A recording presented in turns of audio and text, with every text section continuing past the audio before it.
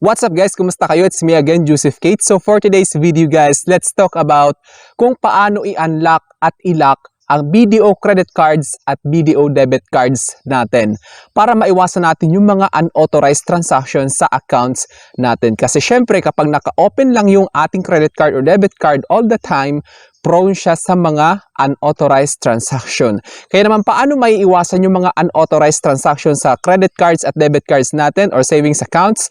Dapat nating i-lock yung credit card or debit cards natin para maiwasan natin yung mga ganun. Kasi napaka-hassle tumawag sa contact center para mag-dispute ng mga unauthorized transactions. At saka may sasagutin din akong mga katanungan sa last part ng video na ito kasi yung iba hindi na ma-unlock yung credit card nila pagkatapos ma-lock. Pero bago yun, nais muna kitang imbitahan na mag-subscribe sa YouTube channel ko kung bago ka pa lang kasi marami pa po akong i-share ng mga tutorials, knowledge, and experience of mine in the future. Kaya naman huwag niyong kalimutan mag-subscribe para updated kayo lagi sa mga vlogs na i-upload ko. Yun lang po at sobrang maraming salamat po. So as you can see guys, naka-receive ako ng notification from BDO which is advisory actually. Lock your debit and credit cards in real time on BDO Online. So ngayon, ang gagawin natin is kailangan natin mag-login sa BDO Online application natin para ma-lock natin yung credit cards or debit cards natin sa BDO. So as you can see guys, ayan yung email or yung notification na na-receive ko. Ayan, nakikita nyo. Lock your debit and credit cards in real time on BDO Online. Can't find your card? Lock it in real time. You can easily lock your card while you look for it. Then unlock it once you find it. Kasi kapag na-misplace natin yung credit cards natin or yung debit cards, malay mo naman napulot ng ibang tao. So para maiwasan natin na magkaroon ng mga problema, unauthorized transactions, as I have just said, better to lock it immediately. So here's the tutorials guys. Of course, kailangan yung i-login yung account niyo sa BDO Online. So sa mga wala pang BDO Online banking guys, kailangan nyo muna mag-enroll para magkaroon kayo ng ganito. Ngayon, kung paano mag-enroll ng BDO Online banking, may vlog po ako nun guys. I-search nyo lang po paano mag-sign up sa new BDO Online application. Joseph Kate. Ganun yung i-search ninyo. So ayan, nakikita nyo, i-login ninyo ngayon yung BDO Online account ninyo. Login nyo lang tapos i-input nyo yung 6-digit PIN na kayo mismo yung gumawa nung nag-login kayo dito sa BDO Online. So pagka-login guys, makikita nyo na, nandito na tayo ngayon, na-access na natin yung account natin. Ayan, nakikita nyo na yung savings account ko. Ayan, nakikita nyo naman yung savings accounts at saka yung credit cards ko. So meron akong dalawang credit cards ni BDO. So nakikita nyo guys sa baba, ayan, account, send money, pay, QR, and more. So ngayon, dito kayo sa more. Pagka-click nyo ng more, makikita nyo to. Manage accounts, manage cards, manage login, update profile, manage favorites, manage investments, installment offers. Of course, dahil credit card or debit card yung kailangan nyong puntahan, dito kayo ngayon sa manage cards. Pagka-click nyo ng manage cards guys, ayan nakikita nyo, edit your card security and settings. So ayan nakikita nyo na yung debit cards at saka yung credit cards ko.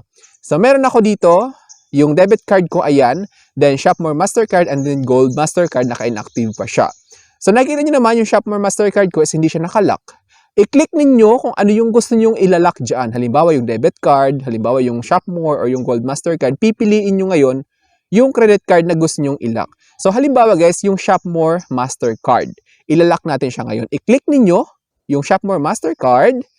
Tapos, pagka-click ninyo guys, makikita nyo to. Lock card. Block transaction made with this card. So kapag nakalock kasi guys, hindi nyo talaga magagamit yung credit card na yon. Kailangan yung i-unlock ulit. Ngayon, mamaya pag-uusapan natin kung paano i-unlock yung credit card natin pagkatapos natin ma-lock. Kasi may ibang case na hindi nyo na na-unlock yung credit card niyo sa video pagkatapos nyo i-lock. So ayan, click nyo lang yung click nyo lang guys yung nakalagay dyan na parang button na gumaganon-ganon siya. Pagka-click ninyo guys, is kailangan nyo i-input yung 6-digit PIN ninyo. So pagka-input ninyo, automatic siya magla-lock. Card lock. So nakalock na yung credit card natin. Ngayon, pag ginamit nyo yung credit card na yon or yung debit card ninyo, hindi nyo siya magagamit. Kailangan nyo i-unlock. Ayan, nakikita nyo, card lock. Credit card transactions including ATM and store online and video pay app will be declined. So pag sinabing declined, hindi siya magpo-proceed. Ibig sabihin, protected yung account ninyo. You can unlock your card anytime. So, minsan may case na hindi siya na-unlock. Tapos ngayon, pagka-lock ninyo guys, makaka-receive kayo ng email. Ayan, nakikita nyo, credit card lock, which is from BDO Online Banking. Ayan, nakikita nyo naman, hello, you have successfully locked your credit card ending asterisk lahat, tapos 8, yung last 4 digits ng credit card ninyo. And will not be able to use it for any transactions. So, to unlock, just log into Video Online and tap More, then Manage Cards. Thank you for choosing BDO. So, ngayon, nakalock na yung credit card ninyo. So, halimbawa, nawala ninyo, habang hinahanap nyo, nakalock siya, hindi kayo mamumroblema, baka magkaroon ng unauthorized transactions. So, ngayon guys, kung paano i-unlock, of course, same process lang siya. Online login kayo sa online banking ninyo, tapos pagka-login, punta kayo sa More. Ayan, nakita nyo. Then, Manage Cards, tulad ng instruction dito sa email na nakita nyo. Just log into your Video Online and tap More, then Manage Cards. Then, i-unlock nyo lang siya. Ayan, nakita nyo, di ba? Ayan, nakikita nyo yan, card lock, then lock card. Then, i-click nyo lang ulit yung clinic ninyo kanina. Pagka-unlock ninyo, guys, ay, bakit wala yung code?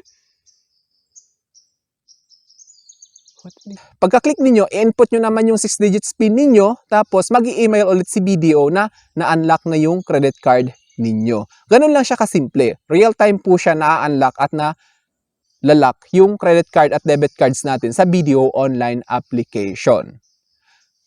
Ngayon guys, dapo naman tayo sa kadalasang tanong na na-encounter ko, yung sa kadalasang problema kung paano i-lock at i-unlock yung credit card natin. Ngayon guys, kapag hindi nyo na ma-unlock yung credit card kasi nakalagay is can't unlock credit card, call hotline ganito ganyan. So, wag nyo munang tawagan. Ang gawin nyo guys is i-uninstall at saka i-reinstall ninyo yung BDO application ninyo.